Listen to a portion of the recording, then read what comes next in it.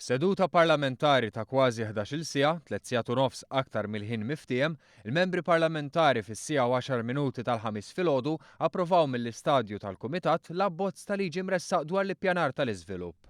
Kien fid-9 u nofs tal-4 filgħaxija meta kien fadal aktar minn 60 klawżola x'jiġu diskussi li l-Gvern u l-Oppożizzjoni qablu li s-seduta parlamentari tibqa' sejra sakemm tingħalaq id-diskussjoni.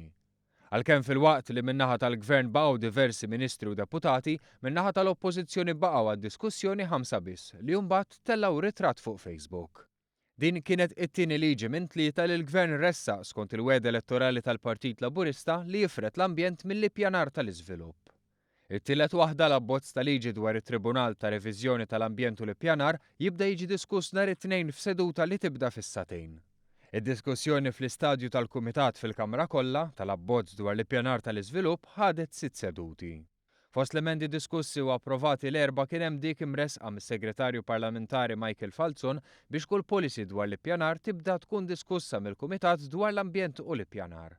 Hawn in-nuqqas taqbil kien ukoll dwar l-applikazzjonijiet taċ-ċittadini. L-Oppożizzjoni titlob li applikazzjoni għal permessi ta' żvilupp imorru wkoll quddiem il-Kumitat Parlamentari u mhux biss quddiem l-Awtorità tal-Ippjanar.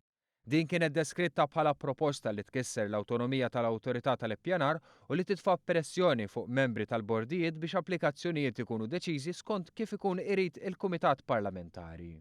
Saħansitra s-Segretarju Parlamentari Michael Falzon sostna li l-Kumitat Permanenti m'għandux isir super qorti li jiddiskuti l-permessi. Barra minn hekk il-ħtieġa dwar approvazzjoni tal-Parlament dwar bidliet għal konfini tal-ODZ hi diġà meħtieġa skont il-liġi dwar l-isped, dokument approvat mill-Parlament iktar kmieni din is-sena.